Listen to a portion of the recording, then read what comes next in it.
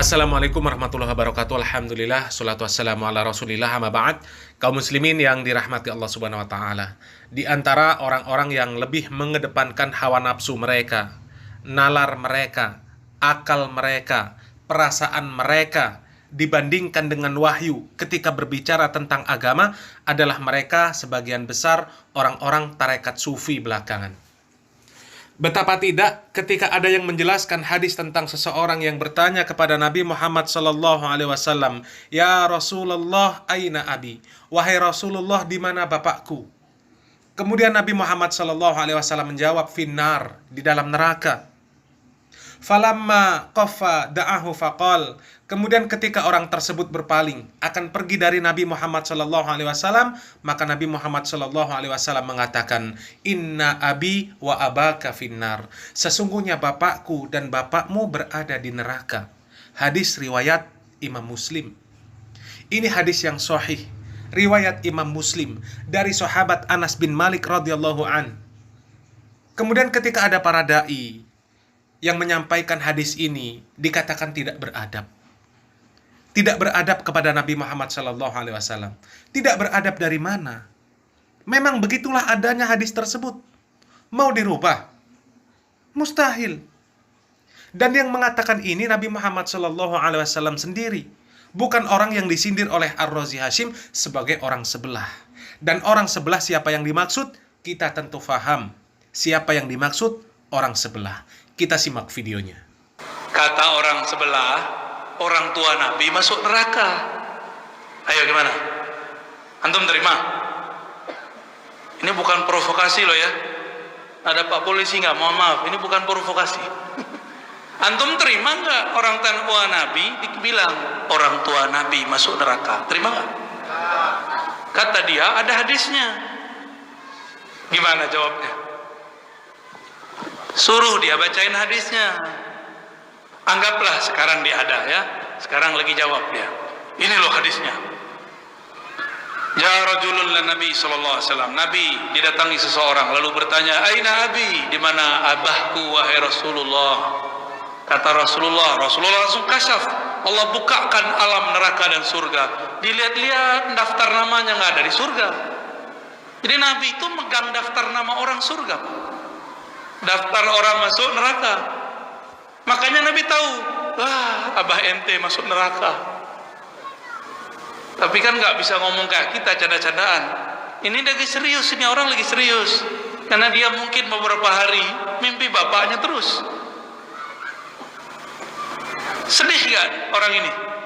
Sedih, maka dia buang muka. Falamma qafa, ketika dia berpaling pergi, Nabi panggil, "Wahai sahabatku sini." Nabi nggak tega ketika keceplosan menyebutkan rahasia masa depan, bapak ente masuk neraka. Nabi kemudian ingat, aku kan rahmatan lil alamin. Bisa nggak tuh di switch sebenarnya? Sebenarnya bisa aja Nabi kasih syafaat selesai. Cuma Nabi nggak boleh cerita begitu. Itu hukum takdir. Kalau pakai syafaat selesai sebenarnya. Syafaat itu bukan hukum takdir, Pak. Jadi antum kalau dihukumi pakai takdir mungkin masuk neraka semua, termasuk Anda. Tapi kalau pakai syafaat terbebas kita dari neraka. Maka minta syafaat itu wajib setiap hari dengan cara berselawat kepada Nabi sallallahu alaihi wasallam. Apa kata Nabi? "Oi fulan, jangan sedih," kira-kira bahasa begitu. Bapak aneh, bapak ente sama-sama di neraka. Supaya dia nggak sedih, bapak nabinya masuk neraka. Ya sudahlah, nggak usah sedih lah. Kira-kira begitu. Jadi Nabi tega nggak bikin orang sedih. Dia nggak ngerti hadis ini. Ini orang yang ngomong orang tua Nabi masuk neraka, tamat Madinah loh Pak ya. Gak ada urusan ternyata mau tamat mana. Kalau nggak ngerti adab kepada yang terkubur di Madinah itu, pulang-pulang tetap tidak beradab. Sebenarnya di sini saja sudah bisa kita ambil kesimpulan bahwa dalil atau hadis yang mengatakan seperti itu memang benar adanya kaum muslimin. Dan para imam muhaddis, mereka faham dengan apa yang mereka tulis di dalam kitab mereka. Dan mereka menulis kitab tujuannya jelas. Apa tujuannya? Tujuannya agar dibaca, agar dipelajari dan diamalkan oleh kaum muslimin. Tujuan mereka menyampaikan ilmu, menyampaikan hadis Nabi Muhammad SAW. Bukan untuk iseng-iseng mereka menulis hadis, menulis kitab. Tujuannya untuk disampaikan, untuk dijelaskan. Ini kok bisa mengatakan orang yang menjelaskan bahwa orang tua Nabi masuk neraka sebagai orang yang tidak beradab? Lebih tidak beradab mana? Orang yang menyampaikan hadis dengan orang yang mengatakan bahwa Nabi itu keceplosan. Ya, coba Anda pikirkan. Lebih tidak beradab mana orang yang menyampaikan hadis Nabi yang sahih dengan orang yang mengatakan bahwa Nabi itu berbicara keceplosan. Orang yang mengatakan Nabi keceplosan itu sangat-sangat tidak beradab. Itu orang kurang ajar namanya. Apa tidak tahu bahwa tidaklah keluar dari mulut Nabi Muhammad SAW itu adalah kebenaran semuanya. Sahabat Abdullah bin Amr bin As radhiyallahu an, beliau mengatakan, kuntu aktubu kulla syai'in asma'uhu min Rasulillahi sallallahu alaihi wasallam uridu khifdhah. Dahulu aku menulis semua yang aku dengar dari Rasulullah sallallahu alaihi wasallam karena aku ingin menghafalnya. Fanahatni Quraisyun wa qalu ataktubu kulla syai'in tasma'uhu wa Rasulullah sallallahu alaihi wasallam basyarun yatakallamu fil ghadab waridha fa amsaktu anil kitab. Kemudian orang-orang Quraisy itu melarangku. Mereka mengatakan, engkau menulis semua yang engkau dengar dari Rasulullah sallallahu alaihi wasallam, dan Rasulullah sallallahu alaihi wasallam itu adalah seorang manusia. Kadang berbicara karena marah, kadang berbicara dalam keadaan lapang, dalam keadaan ridho. Maka mulai dari sejak itu aku menahan dan tidak menulis lagi apa yang dikatakan oleh Nabi Muhammad sallallahu alaihi wasallam. Fadzakartu dzalik li Rasulillah sallallahu alaihi wasallam, sampai aku bertemu dengan Rasulullah sallallahu alaihi wasallam dan aku menceritakan permasalahan ini. Fa'auma bi asbu'ihi ila fih faqal. Kemudian beliau bersabda sambil menunjukkan jarinya ke mulut beliau sallallahu alaihi wasallam, kemudian beliau mengatakan, uktub fawalladzi nafsi biyadihi ma yakhruju minhu illa haqqun. Tulislah, demi yang jiwaku berada di tangannya, tidaklah keluar dari mulutku ini kecuali kebenaran. Artinya ketika ada orang yang mengatakan Nabi keceplosan, maka orang tersebut lebih pantas dikatakan tidak beradab kepada Nabi Muhammad SAW. Itu lancang kepada Nabi Muhammad SAW. Bahkan Allah Subhanahu wa taala di dalam Al-Qur'an bersumpah. Di dalam surat An-Najm, Allah Subhanahu wa taala mengatakan, "Wan najmi idza hawa." Demi bintang ketika dia terbenam. "Ma dhalla sahibukum wa ma ghawa." Kawanmu Muhammad sallallahu alaihi wasallam tidaklah sesat dan tidak pula dia keliru. "Wa ma yantiqu 'anil hawa in huwa illa wahyu yuha." Dan tidaklah yang diucapkan itu menurut kemauan hawa nafsunya. Ucapannya itu tiada lain hanyalah wahyu yang diwahyukan kepadanya. Ini kan terbalik.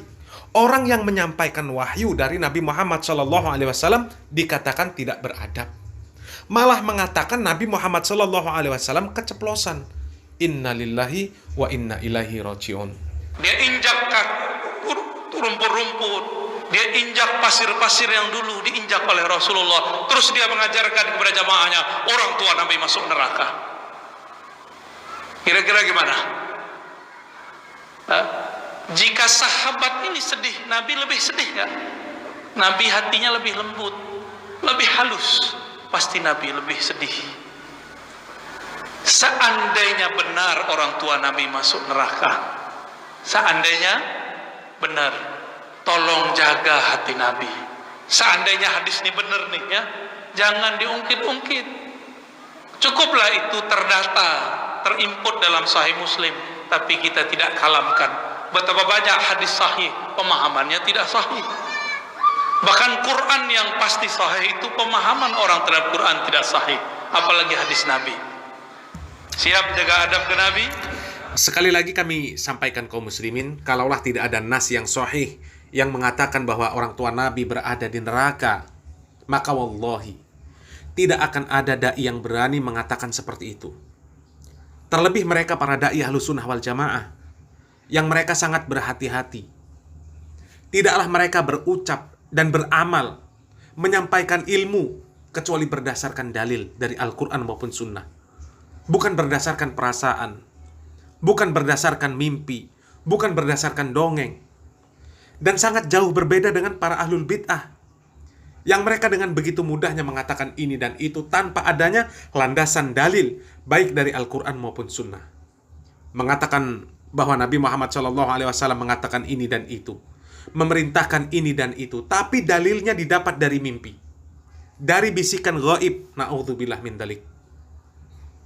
Kemudian kaum muslimin, kita semua wajib meyakini bahwa manusia yang paling sempurna itu adalah Nabi kita, Muhammad SAW. Paling baik akhlaknya, paling lembut hatinya. Tapi perlu juga kita fahami bahwa Rasulullah SAW pun memiliki ketegasan.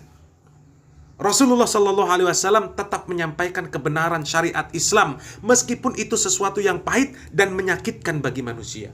Apapun resikonya, beliau tetap sampaikan. Tetap Nabi sampaikan. Meskipun nyawa beliau yang menjadi taruhan. Tidak ada Nabi Muhammad SAW menyembunyikan kebenaran dengan alasan kalau disampaikan akan menyakiti hati seseorang. Seorang sahabat, yaitu Abu Dzar radhiyallahu an, di dalam sebuah hadis yang diriwayatkan oleh Al-Imam Ahmad, beliau mengatakan, wa amaroni an aqula bil haqqi wa in kana muron. Bahwasanya Rasulullah SAW memerintahkan kepadaku untuk mengatakan kebenaran meskipun itu pahit. Jadi sangat aneh apa yang dikatakan oleh Ar-Razi Hashim. Padahal jelas-jelas ada dalil, ada hadis yang mengatakan dan menjelaskan perkara tersebut. Tapi kok dikatakan jangan disampaikan. Kalau menyampaikan diartikan mengungkit, menyakiti Nabi. Jadi cukup dibiarkan saja hadis tersebut ada di Sahih Muslim. Jangan disampaikan. Bagaimana bisa seperti itu? Ini ilmu. Ini kebenaran. Kok jangan disampaikan? Yang benar jangan disampaikan, tapi kalam-kalam sufi yang mengatasnamakan Nabi Muhammad SAW disebarkan. Hadis-hadis palsu yang berasal dari halusinasi orang-orang yang dianggap sebagai wali malah disebarkan. Na'udzubillah, summa na'udzubillah min dalik. Semoga kita dijauhkan dari pemahaman-pemahaman yang sesat dan menyesatkan yang semacam itu. Salam waras, salam akal sehat, salam cerdas. Barakallahu fikum. Wassalamualaikum warahmatullahi wabarakatuh.